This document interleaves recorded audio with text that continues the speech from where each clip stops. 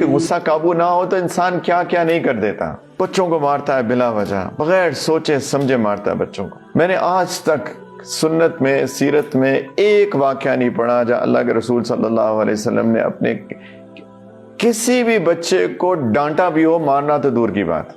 I don't know, اگر کسی کو پتا ہو کوئی حدیث تو مجھے دکھا دے.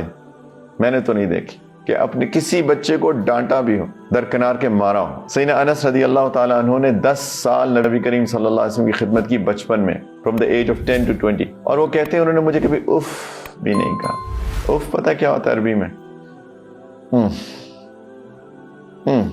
یہ ہوتا ہے اف. انہوں نے کبھی یہ بھی نہیں کہا, انہوں نے کبھی نہیں کہا مجھ کو انس سے کیوں نہیں کیا, یا یہ بھی کبھی نہیں کہا انس سے کیوں کیا, why did you do this, اور he never said why did you not do this. کبھی نہیں کہا, یہ کہا بھی نہیں. 10 سال, 1 مہینہ, 6 مہینے, بندہ کہ بہت کنٹرول کوئی بندہ کر سکتا ہے اپنے آپ کو. 10 سال for 10 years. یہ جو غصے قابو سے باہر ہو کے بچوں کو مارنا پیٹنا میری سمجھ میں تو نہیں آتا honestly speaking, الا یہ کہ وہ کوئی اتنی خطرناک بات کر دیں کہ اس سے زندگی موت کا مسئلہ ہو, اس کی یا کسی اور کی, لٹرلی. پھر وہ ڈانٹنے کے قابل بھی ہے, ظاہری بات ہے اس کو ڈانٹنا چاہیے. لیکن وہ ڈانٹنا بھی, کچھ لوگ ہوتے ہیں خاص طور پہ خواتین کہتی ہیں مجھے بہت غصہ آتا ہے, میں ہر وقت اپنے بچوں کو ڈانٹتی رہتی ہوں, کیا کروں.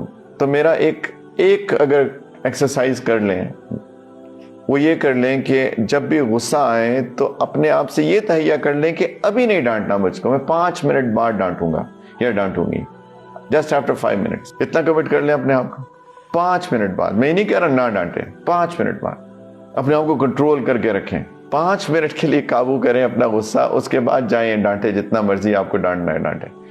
انشاءاللہ آپ دیکھیں گے کہ آپ کا وہ جو انٹینسٹی تھی نا ڈانٹنے کی, وہ یہاں سے یہاں آ جائیں گے. I can guarantee